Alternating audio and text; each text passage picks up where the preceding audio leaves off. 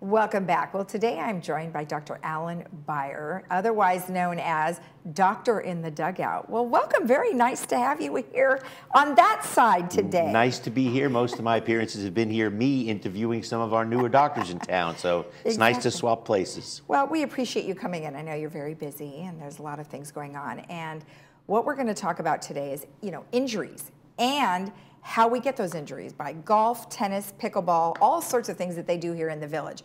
But before we do that, just give me a brief synopsis of yourself and how long you've been doing all this. It's been a long time. I'm a displaced New Yorker, as you can probably hear. I grew up in Queens, trained in the city in Manhattan at the Hospital for Joint Diseases. I came out here in 1981 to do my sports medicine fellowship with Dr. Curlin and Dr. Jobe up in LA. Those are the sports medicine guys back then, thinking I was going to go back to New York and be a sports medicine doctor in New York. I mean, I'm a New Yorker, right? Yeah. I was out here about 4 days, and I realized there was no way I was going back to New York. The weather got me, and I've been here in the same practice. After I finished that fellowship, went into practice in Orange County, a small 3-man practice, and now over 40 years, we've grown it, and we're 24 providers and still growing and new locations, and we've built a little bit of a machine down here in Orange County, and it's been good for patient care, good for orthopedic surgery, and just very, very fulfilling. Exactly, and that's why you said you're only going to be semi-retired at some point, right? Right. I always say that I'll leave the office probably in a body bag someday. That's how that'll happen. Well, patients and athletes all over probably the country come to see you for a variety of different ailments. So let's talk about some of those things that we do here in the village that can certainly cause a lot of issues. For instance, golf. Golf, well, we're a 365-day-a-year golf, except this last few months. We're usually a 365-day-a-year golf area. And, we take advantage of it. It's great to be outside. Even during COVID, the number of rounds of golf that were being played during COVID was up like 30% because it was the only thing you felt like you could do. You were outside, you weren't really close to other people, and you were getting some exercise and getting some fresh air, and that was all good. So golf's a big plus. But by the same token, there are some things that one has to do to ensure their ability to keep playing golf on a regular basis without doing damage to themselves. And we see a lot of golf injuries. Most are overuse injuries, or as people get a little bit older, put a few more birthdays on the body. It's a lot of lack of stretching, being tight. As we get older, stretching becomes more and more important. Strengthening becomes less and less important. So I tell people as we get into our 50s, 60s, and beyond, that really spending a little bit of time stretching is an unbelievable aid to preventing injuries. And the best way to treat injuries is to not have them occur in the first place. Exactly. And someone that you interviewed that we all know, Freddie Couples, who plays golf here locally, he's avoided surgery. Freddie's a great guy. I've gotten to know Freddie pretty well over the years. He was the speaker at the Hoag Classic this year at the breakfast, and I was the moderator. So I really got to spend an hour diving in, doing a deep dive with Freddie about his career and how he's had chronic back problems ever since the 90s and has avoided having any kind of surgical intervention on his back, which I applaud. But Freddie is absolutely religious about doing his program to stay stretched, to stay limber.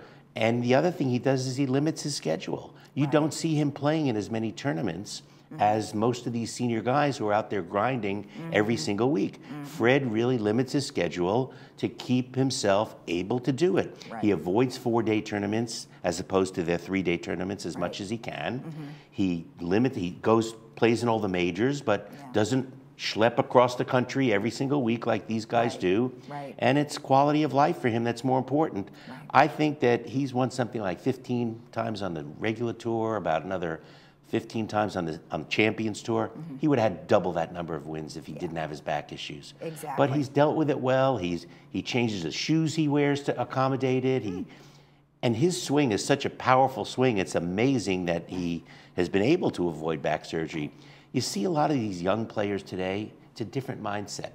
They have something go wrong with them, and right away they want the instant fix. Isn't that today's generation? It sure is. So they want to have surgery that week so they could be back to playing golf within 4 to 6 or 8 weeks or whatever. Yeah. Freddie's taken the old school approach to it is, I'm just going to back off and let it rest and let it heal and hopefully avoid surgical intervention. And he's done it successfully. And my hat's off to him because he's really, he's a lot happier for that. Well, and I think that we could learn from that too, because we have many people here who play golf on a regular basis and may say, you know what, I don't need a cart. I'd rather just walk. But maybe they should use the cart to alleviate some of that. I agree with that. A cart is a double-edged sword. You know, golf was invented to be walked. And if you can walk golf, even if you can just walk 9 holes and use a cart on the back 9, there you go. Great compromise strategy.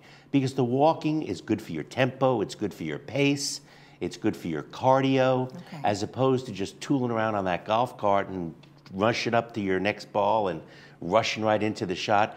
Walking really gives you a lot better tempo to play golf. But that said, if person has foot problems, neuropathy, ankle issues, some bad knee issues, and can't walk 9 or 18 holes, by all means, they're still getting the enjoyment by using a cart. So I tell people to do what they're comfortable with. Okay, perfect.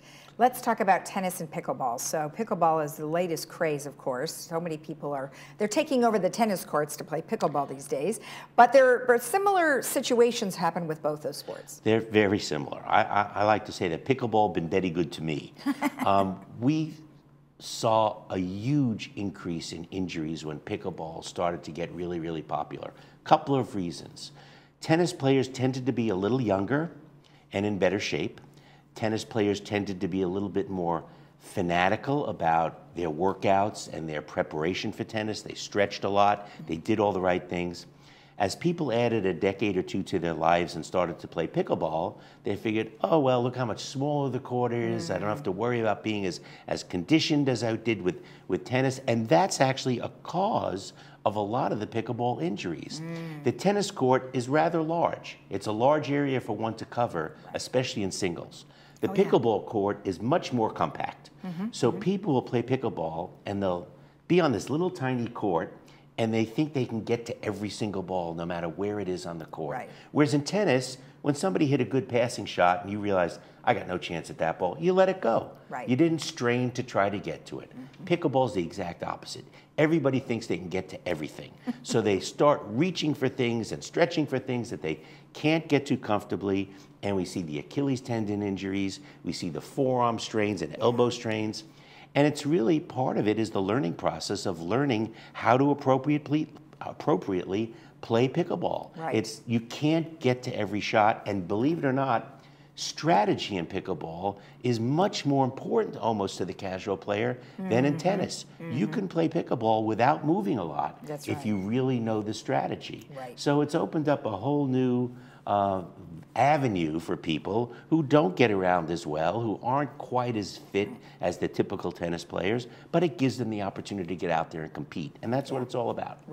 So in terms of tennis and pickleball, stretching would also apply, right? Oh gosh, I think that spending 15 minutes stretching before you play either of those sports, and that's true for golf too, is just incredible. And I give all this advice to people and I don't do it myself. You know, I see a patient at 12 o'clock, I'm on the first tee at 12:20 and I haven't spent a second stretching, right?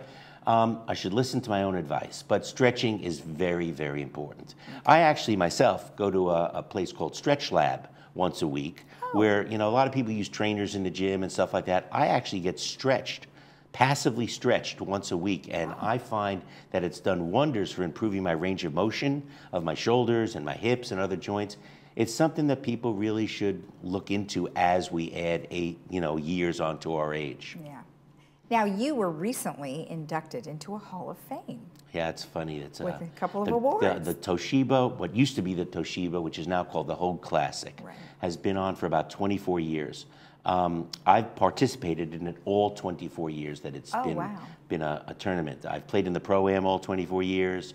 I've kind of been the medical director for some of the injuries that have come up during the tournament. So this year, at the 24th occurrence, when Jeff Purser, our tournament director, was stepping down as tournament director, I was elected into the the Hoag Classic Hall of Fame. Big honor. Most of the people in the Hall of Fame are golfers, and I'm not a golfer by any stretch of the imagination. I mean pro golfers.